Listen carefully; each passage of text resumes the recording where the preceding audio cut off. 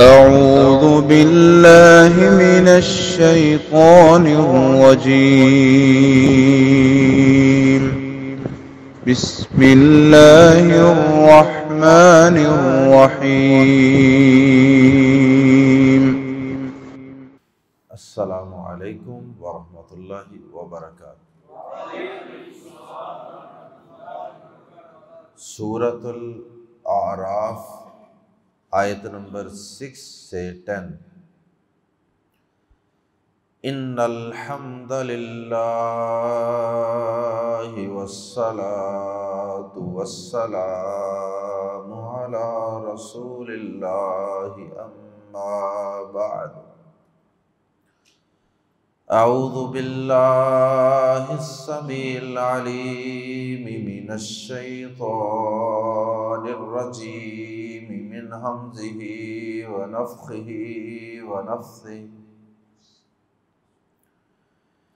بسم اللہ الرحمن الرحیم۔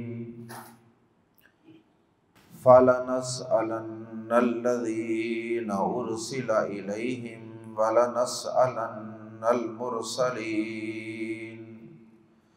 فَلَنَقُصَّنَّ عَلَيْهِمْ بِعِلْمٍ وَمَا كُنَّا غَائِبِينَ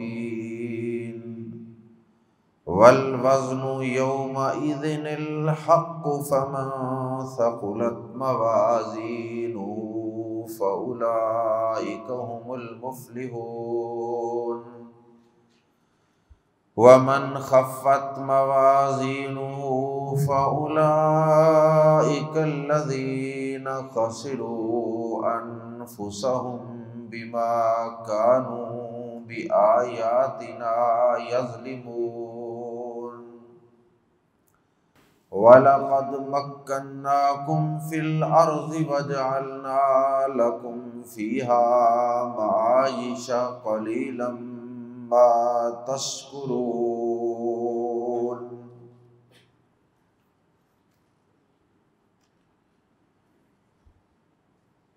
دنیا میں کافروں کو اللہ رب العزت کی طرف سے اچانک آ جانے والے عذاب اور بے خبری اور غفلت میں آ جانے والی پکڑ سے ڈرایا گیا۔ اب اللہ رب العزت نے کافروں کو، نہ ماننے والوں کو، اللہ کے سرکشوں اور باغیوں اور نافرمانوں کو آخرت کے دن کی پکڑ اور سوال و جواب اور حساب و کتاب سے خبردار کیا ہے۔ اللہ رب العزت نے میدان محشر کے اندر لگنے والی عدالت کے اندر پوچھے جانے والے سوال و جواب کا تذکرہ کیا ہے۔ سب سے پہلے تو اللہ رب العزت نے یہ بات سمجھائی ہے کہ قیامت کے دن امتوں کو اور انسانوں کو پوچھا جائے گا کہ بتاؤ تمہیں کوئی ڈرانے والا آیا تھا کہ نہیں آیا تھا؟ تمہیں کوئی اللہ کے احکامات اور اللہ کی آیات بتانے سنانے والا آیا تھا کہ نہیں آیا تھا؟ جس طرح سورۃ الملک کے اندر بھی اس بات کا تذکرہ ہے کہ آگے سے کہیں گے قالوا بلا، کیوں نہیں، ہمارے پاس ڈرانے والے آئے تھے لیکن ہم نے ہی ان کی بات کو غور سے نہ سنا اور نہ اس پہ لبیک کہا۔ تو یہاں اللہ رب العزت نے قیامت کے دن پوچھے جانے والے سوالات کا تذکرہ کیا کہ انسانوں سے، امتیوں سے بھی سوال ہوگا، بتاؤ تمہیں کوئی ڈرانے والا آیا تھا، بتانے والا آیا تھا کہ نہیں آیا تھا؟ اور پھر اللہ پاک نے قرآن مجید کے اندر یہاں بھی اور بھی دیگر مقامات پہ اس بات کا بھی تذکرہ کیا کہ صرف انسانوں امتوں سے ہی سوال نہیں ہوگا بلکہ اللہ پاک رسولوں سے بھی اس بڑی مجلس اور بڑی عدالت کے اندر پوچھیں گے کہ تم بتاؤ ذرا، ان کے سامنے ذرا بتاؤ کہ تم نے ان تک ہمارا پیغام، ہماری دعوت فکر پہنچائی تھی کہ نہیں پہنچائی تھی۔ اور اس کا مقصد بھی در حقیقت رسولوں کو ڈانٹنا نہیں ہوگا، اس کا مقصد بھی در حقیقت قوموں کو اور پیغمبروں کی تکذیب کرنے والوں کو ڈانٹنا، ڈپٹنا اور ان کی تذلیل کرنا مقصود ہوگا۔ کیونکہ جب پیغمبر کہیں گے کہ ہم نے تو ان کو ڈرایا تھا، ہم نے تو ان تک یا اللہ تیرا پیغام پہنچایا تھا، تو پھر وہاں پہ ذلت و خواری کس کی ہوگی؟ ان انسانوں کی ہوگی جنہوں نے ان پیغمبروں کے آنے اور ڈرانے کے باوجود ان کی بات کو کوئی اہمیت نہ دی، اور آج وہ جہنم کا ایندھن بننے کے لیے تیار کھڑے ہیں۔ اللہم لا تجعلنا منہم۔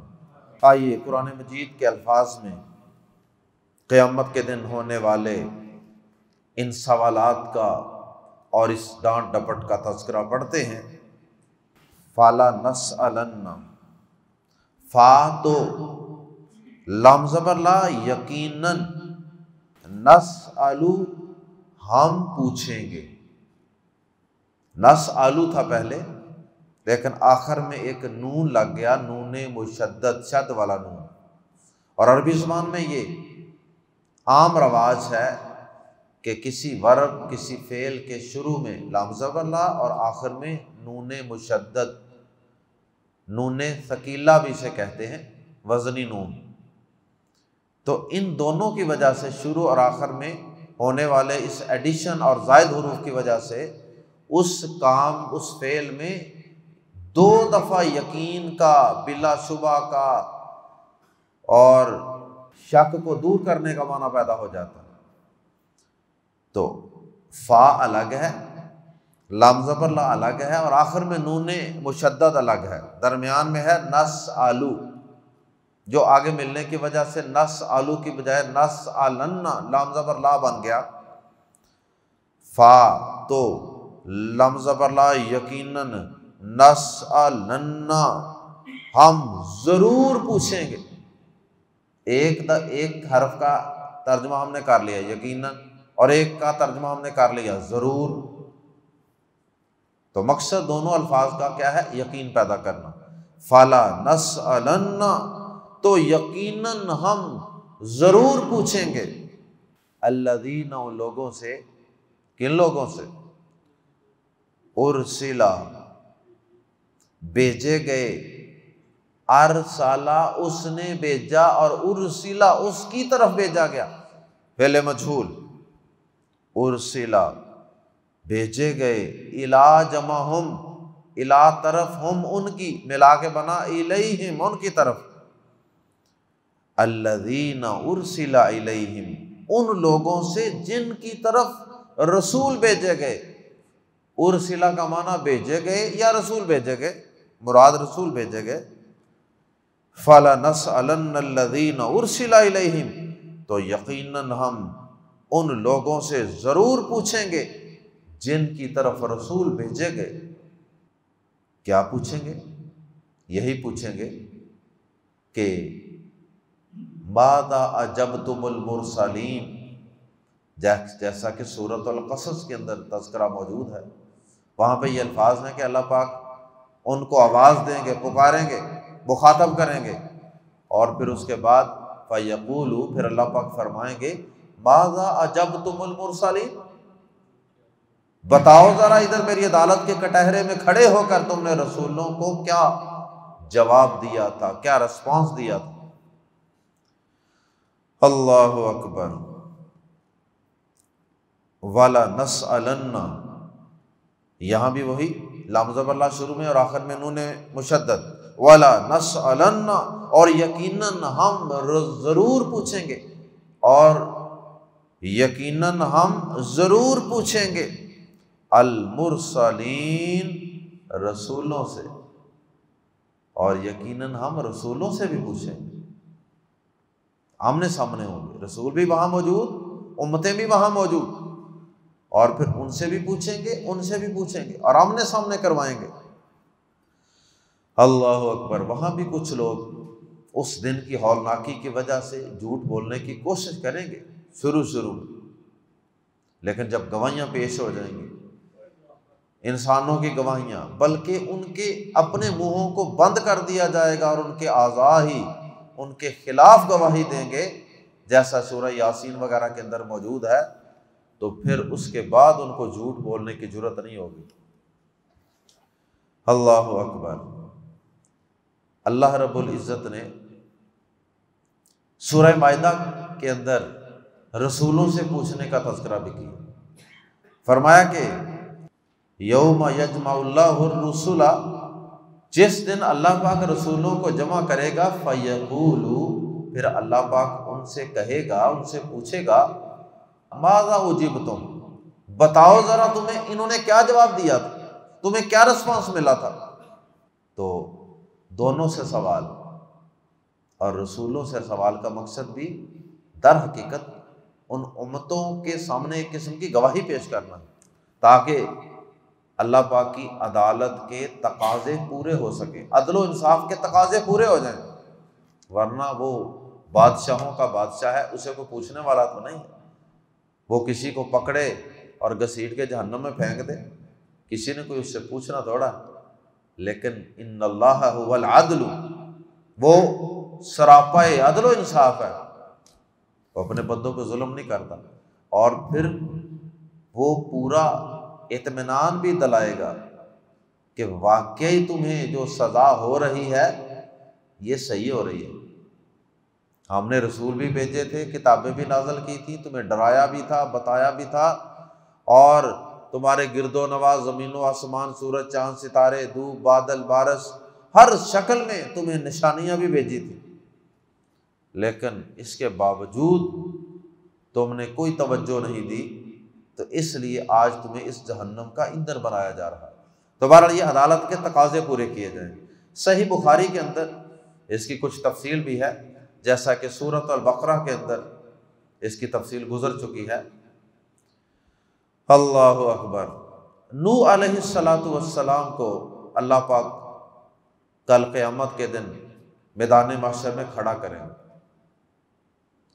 اللہ پاک نوح علیہ السلام کو بلائیں گے اور ان سے پوچھیں گے، اے نوح بتائیے ذرا، آپ نے اپنی امت کو، جو امت وہاں موجود ہوگی، آپ ذرا بتائیے کہ آپ نے اپنی امت تک ہمارا پیغام پہنچا دیا تھا کہ نہیں؟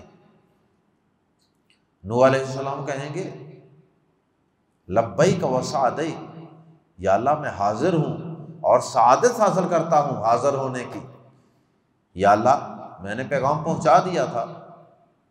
پھر اللہ پاک ان کو پوچھیں گے، امت کو، ہاں جی بتاؤ، یہ تمہارے پیغمبر رسول صحیح کہہ رہے ہیں نا، واقعی پہنچا تھا؟ وہ کہیں گے نہیں، ہمیں تو کوئی پیغام نہیں پہنچایا، انہوں نے مکر جائیں گے، انکار کر دیں گے۔ پھر اللہ پاک نوح علیہ السلام سے پوچھیں گے، بتاؤ تمہارے پاس اس پیغام کو پہنچانے کا، نبوت و رسالت کا حق ادا کرنے کا کوئی گواہ، اس کا کوئی ثبوت ہے؟ اللہ پاک کو یہ سارا کچھ پوچھنے کی ضرورت ہے، کیا اسے علم نہیں ہے؟ اللہ پاک کو خوب علم، صرف عدل و انصاف کے اور عدالت کے تقاضے پورے کیے جائیں۔ اللہ اکبر۔ نوح علیہ السلام سے پوچھا جائے گا کہ کوئی گواہ ہے؟ نوح علیہ السلام کہیں گے، محمد صلی اللہ علیہ وسلم و امتہ، محمد صلی اللہ علیہ وسلم اور ان کی امت گواہ ہے۔ ہم اس بنیاد پہ گواہی دیں گے کہ ہمیں قرآن مجید اللہ پاک نے عطا کیا، اور اس قرآن کے اندر سابقہ تمام بڑے بڑے پیغمبروں رسولوں کے واقعات پوری حقیقت اور سچائی کے ساتھ بیان کر دی ہے، اور اس میں تو اللہ پاک نے باقاعدہ سورہ نوح بھی نازل فرمائی، اور اس کے اندر ہمیں یہ بتایا کہ نوح علیہ السلام نے اپنی امت کو، اپنی قوم کو کیسے کیسے دعوت دی اور کیا کیا جواب ملے۔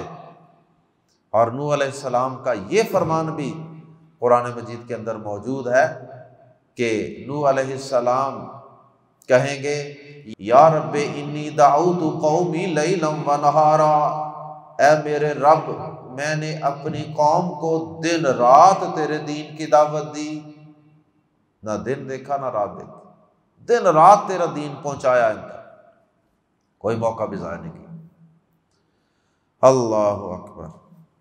یہ مطلب ہے اس آیت کا، فَلَا نَسْأَلَنَّ الَّذِينَ أُرْسِلَ إِلَيْهِمْ، تو یقیناً ہم ان لوگوں سے ضرور پوچھیں گے جن کی طرف رسول بھیجے گئے، یعنی امتوں سے، وَلَا نَسْأَلَنَّ، اور ہم یقیناً ضرور پوچھیں گے، المرسلین، رسولوں سے، اور یقیناً ہم رسولوں سے بھی ضرور پوچھیں گے۔ فَلَنَقُصَّنَّ، فا پھر لام زبر لا، یقیناً، نقصن، نقصو تھا اصل میں، قصہ یقصو، کوئی چیز بیان کرنا، کوئی واقعہ بیان کرنا، کوئی حقیقت بیان کرنا، تو نقصو ہم بیان کریں گے۔ اور آگے نون مشدد، فلا نقصن، پھر یقیناً ہم ضرور بیان کریں گے، علیہم، ان پر، یعنی ان کے سامنے، بعلم، پورے علم کے ساتھ۔ علم نکرہ ہے، اس نکرہ کی وجہ سے ہم ترجمہ کر رہے ہیں پورے علم کے ساتھ، اور بازربی کا معنی ساتھ، پورے علم کے ساتھ ہم ان کے سامنے ضرور بیان کریں گے۔ یعنی کیا مطلب کہ یہ سوال و جواب تو ہوں گے، لیکن اس کے بعد فائنل اتھارٹی تو اللہ پاک کے پاس ہوگی، پھر اللہ پاک حقائق بیان کریں گے، پھر اللہ پاک کائنات کے سب سے بڑے جج ہونے کی حیثیت سے اللہ پاک پھر فیصلہ سنائیں گے، پھر امتوں کو بتائیں گے کہ تم نے کیا کیا حرکتیں کی تھی، پھر یقیناً ہم ان کے سامنے ضرور پورے علم کے ساتھ بیان کریں گے حالات و واقعات، فیصلہ، وما، اور نہ کننا، تھے ہم، ما کنتو، نہ تھا میں، ما کنتا، نہ تھا تو، ما کننا، نہ تھے ہم، ما کننا، وما کننا، اور نہ تھے ہم، غائبین، غائب، وما کننا غائبین، اور ہم غائب تو نہیں تھے، ہم کہیں غائب تو نہیں تھے کہ ہمیں پتہ ہی نہیں ہے کہ نوح علیہ السلام نے کیا کہا اور کیا کیا محنت کی، اور اس قوم نے آگے سے کیا کیا جواب دیے، اور کیا کیا کس کس طریقے سے ان کی دعوت و تبلیغ کو جھٹلایا اور ٹھکرایا، ہم کوئی غائب تو نہیں تھے۔ اللہ اکبر۔ نبی صلی اللہ علیہ وسلم ایک دفعہ، یہ صحیح بخاری وغیرہ میں حدیث موجود ہے، نبی صلی اللہ علیہ وسلم کے ساتھ صحابہ ایک دفعہ ایک سفر کے اندر جا رہے تھے، سفر پہ رواں دواں تھے، صحابہ کہتے ہیں کہ جب کوئی اونچی جگہ آتی، چڑھائی وغیرہ آتی، تو ہم اونچی اونچی آواز سے اللہ اکبر، اللہ اکبر، اللہ پاک کی تکبیر بلند کرتے، تسبیحات بلند کرتے، اللہ کا ذکر کرتے، اور یہ سنت بھی ہے کہ اونچی چڑھائی وغیرہ پہ چڑھیں تو اللہ اکبر پڑھیں، سیڑھیاں وغیرہ ہیں یا کوئی بھی اونچی جگہ ہے، اور جب نیچے اتریں تو سبحان اللہ پڑھیں۔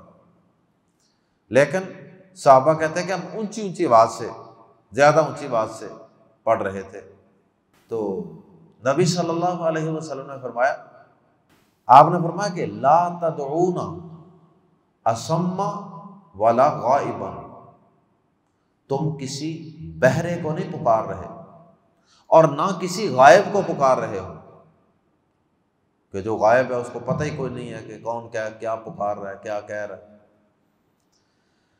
اللہ اکبر۔ فرمایا انہو معکم، وہ تمہارے ساتھ ہے، انہو معکم، وہ تمہارے ساتھ ہے، اس کی معیت، اس کا ساتھ، اس کے علم کے لحاظ سے، ویسے وہ اپنے عرش پر بھی ہے، لیکن اس کی معیت، اس کی قدرتوں، طاقتوں، علم کے لحاظ سے، سننے کے لحاظ سے، جاننے کے لحاظ سے، ہر چیز کے وہ ساتھ ہے۔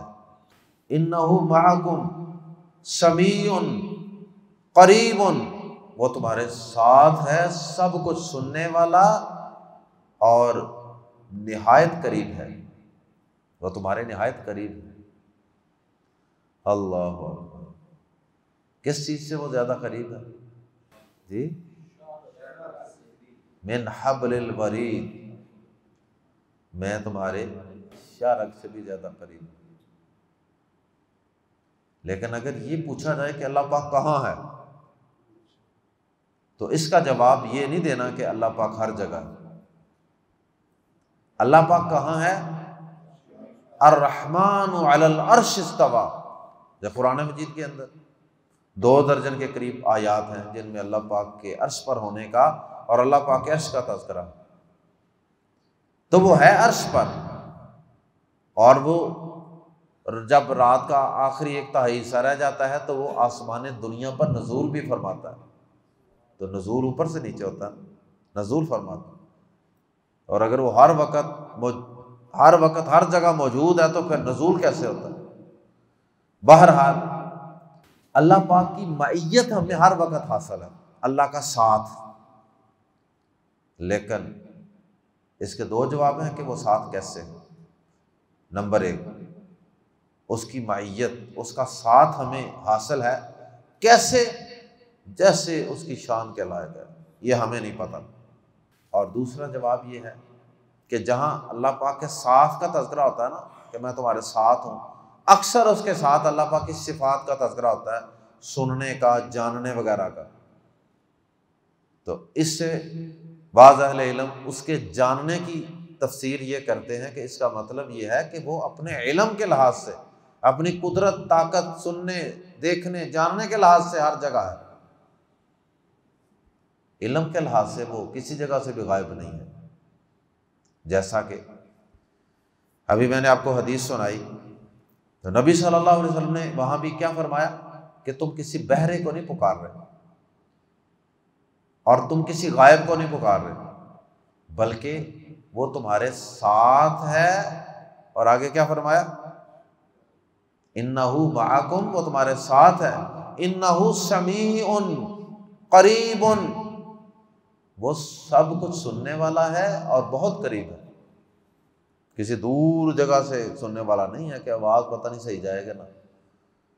تو یہاں بھی اللہ پاک کی صفات کا تذکرہ ہے کہ وہ سننے والا ہے اور بہت قریب ہے۔ اللہ اکبر۔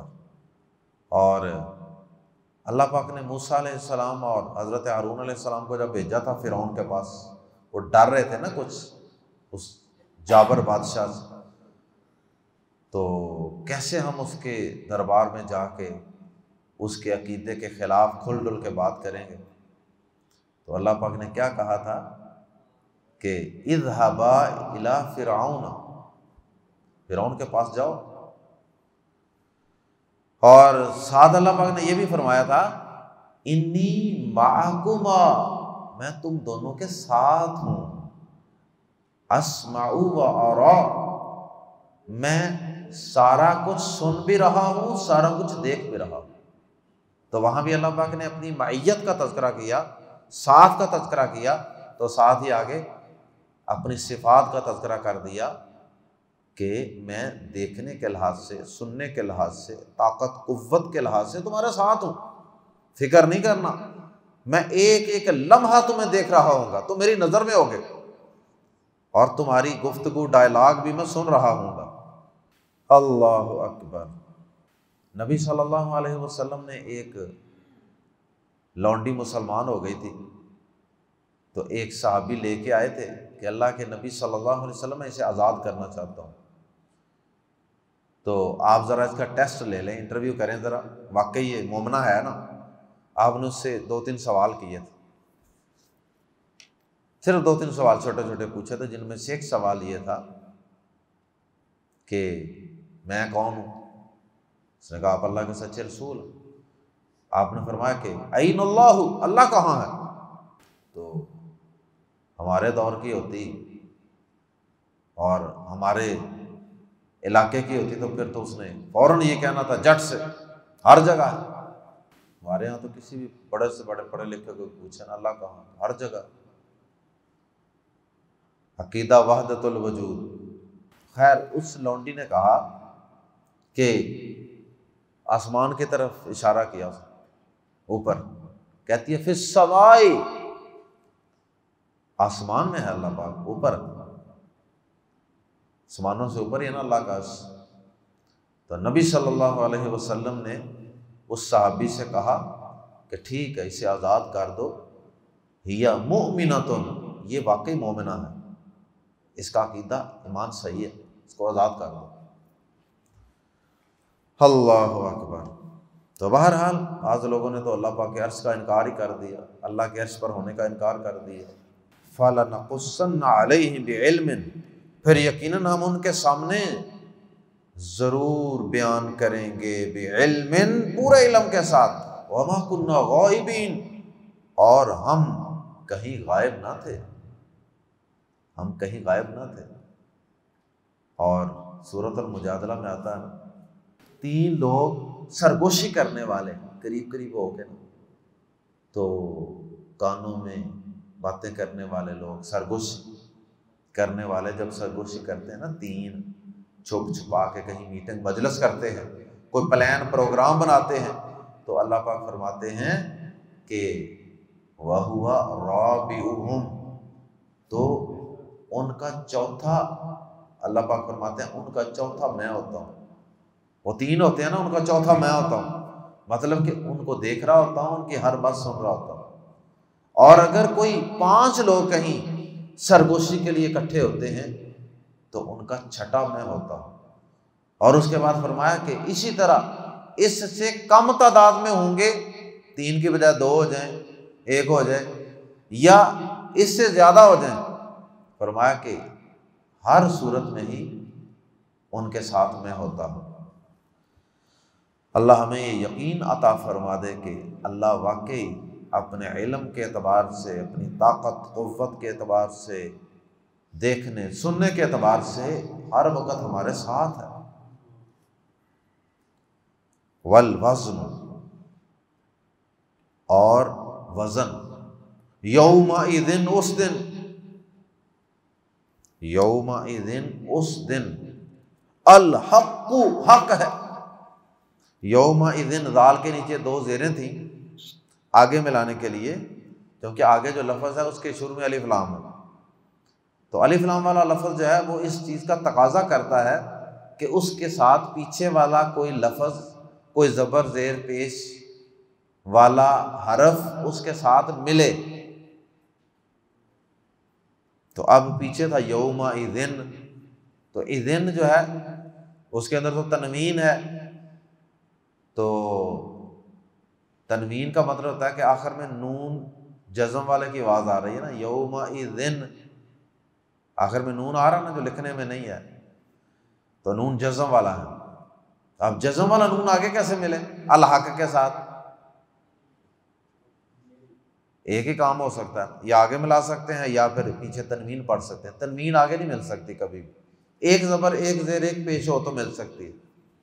اس کا پھر درمیانہ حال یہ نکالا گیا کہ وہ جو یومئذ کے آخر میں تنوین کی آواز ہے نا، نون ساکن کی آواز آ رہی ہے پڑھنے میں، اس نون کو یہاں لکھ دیا گیا ہماری آسانی کے لیے، اور اس نون کے نیچے زیر لگا کر آگے ملا دیا گیا، یومئذ، یومئذ،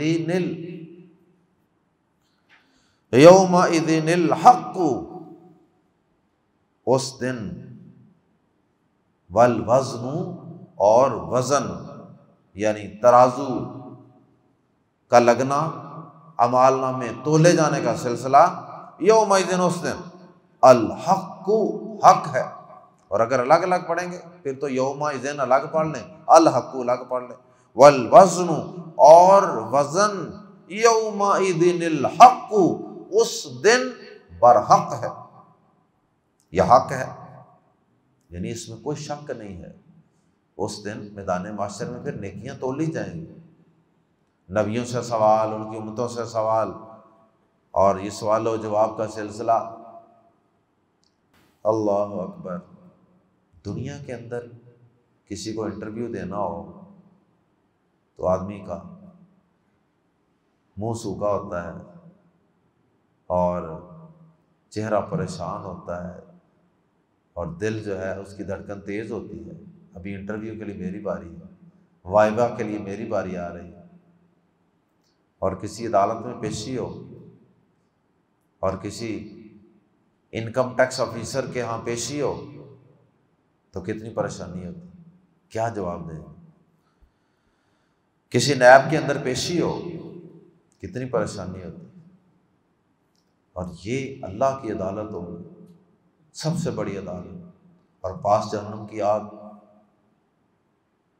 جہنم کی آگ جل رہی ہوگی، شعلے بلند ہو رہے ہوں گے.